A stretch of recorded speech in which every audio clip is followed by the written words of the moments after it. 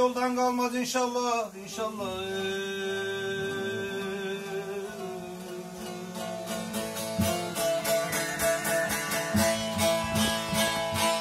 İmam Hasan'ın da adını sayanlar, sayanlar.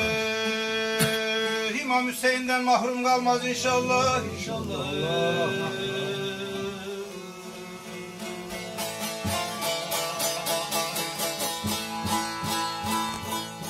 Zeynel Abidin'le kaynadım, coştum, gel coştum. İmam Bakır'dan da bir dolu içtim, gel içtim.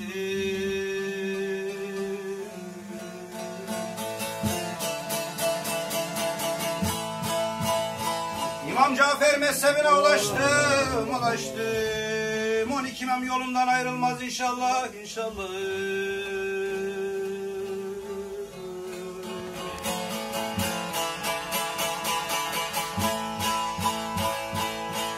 Musa-i Kazım'dan da kopan erenler, erenler. Serini boş koyup da yola girenler, girenler.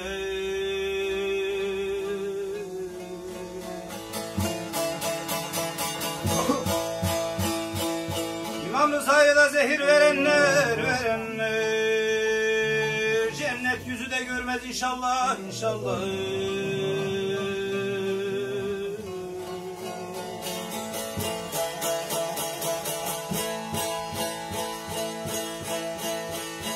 Güruh olsun da Muhammed nakil, gel nakil. Takile nakil olsun tacı, gel tacı.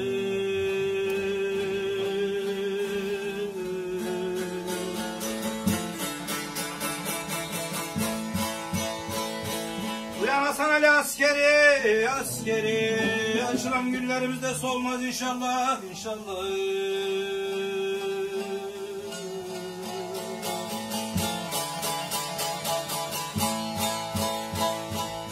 Çağatay'ımda aynı hali yazdırır, yazdırır. Muhabbet deryasında da böyle yüzdürür, yüzdürür.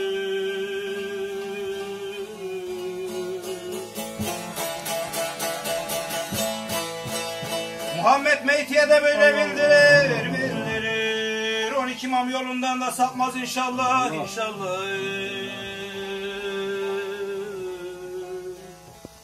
Bismillah, Allah Allah, Allah Allah, Allah Allah, la ilahe illallah, Muhammeden Resulullah, Şah Ömer'den olsun, kırkların üzerinde hizmetlerin kabul olsun, muratların hasıl olsun, eli ocakların şan olsun, Şah Ömer'den evliyalar yardımcılar olsun, mızrak vuran ellerin, nefes söyleyen dillerin dertdağı görmesin, çalıp çağıran işimin şefaatinden mahrum etmesin, atımızı eskiyin, kılıcımızı keskin eylesin, yesin başı bulut, ağzı dilim kilit olsun, özü bu dergahta hak Muhammed'in şefaatinden mahrum etmesin, ceddimiz, yardımcılarımız 12 imam olsun. Muhammed Mustafa, Ali Murtaza, İmam Hasan Akrıza, İmam Hüseyin Şehit-i Kerbela, Hatice Ekibi ve Fatma Zehra şefaatçimiz olsun. İmam Zeynel Baba, İmam Bakır Mustafa, İmam Cafer Seda, İmam Musa Kazım Rıza, İmam Muhammed Taki, İmam Ali Nak, İmam Hüseyin Askeri, İmam Muhammed Mehdi şefaatinden Muhammed Besin, çalıp çağıran işimle İmam Cafer Efendi'nin şefaatçi olsun gerçeği yani.